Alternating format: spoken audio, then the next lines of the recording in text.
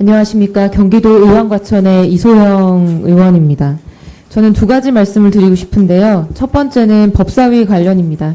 우리 이주환 의원님께서 법사위원장을 누가 하느냐에 관련된 이전 기록들을 쭉 말씀해 주셨습니다. 근데 저는 법사위원장을 여당이 하냐 야당이 하냐의 문제가 아니라 지금까지 법사위를 법안 발목 잡기로 활용해온 기록들을 되짚어 보고 싶습니다.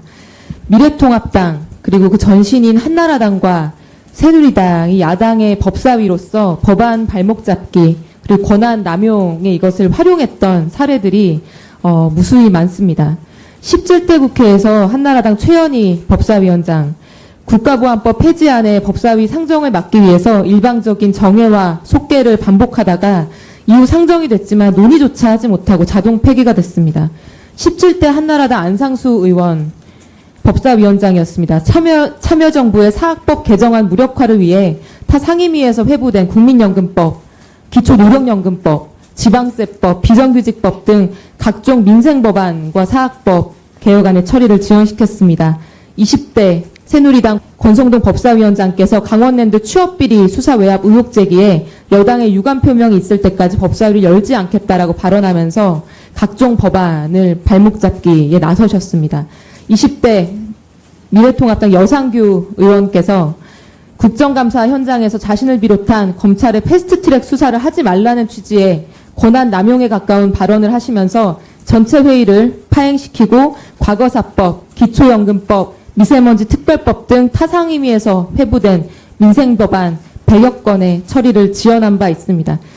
이뿐만 아니라 특정 정당의 이해관계로 인해서 법사위 체계작구 심사에 300일 이상이 소요된 법안이 꼽기 어려울 정도로 많습니다. 특히 20대 국회에서 심각했습니다. 이런 기록들을 21대 국회에서 반복할 수 없다. 이런 취지에서 말씀드린다는 부분을 말씀드립니다. 두 번째는 원구성 지연에 관련된 것입니다. 국회의 원구성이 지연되면 그 피해를 누가 봅니까? 여당이 봅니까? 국민이 봅니다.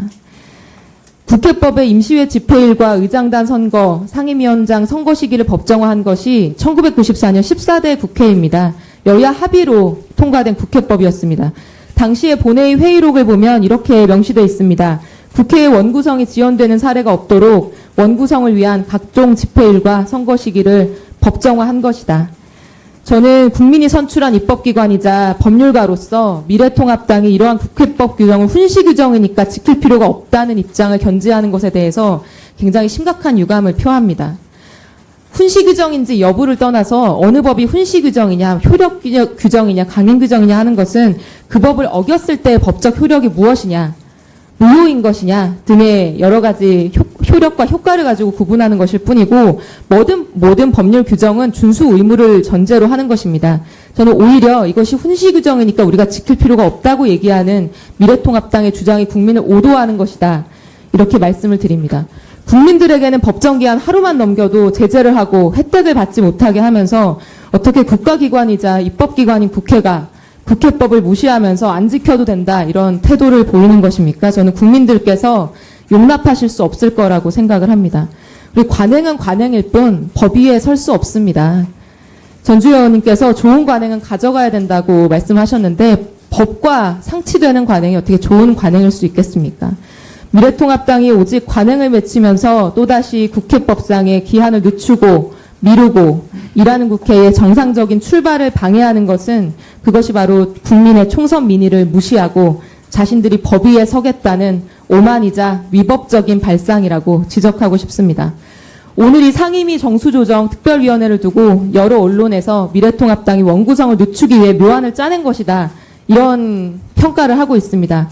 저는 국회가 국민들에게 부끄러워해야 한다고 생각하고 21대 국회 원구성이 늦어지면 늦어질수록 그 피해와 손해가 국민들께 간다는 것을 다시 한번 강조드리고 싶습니다.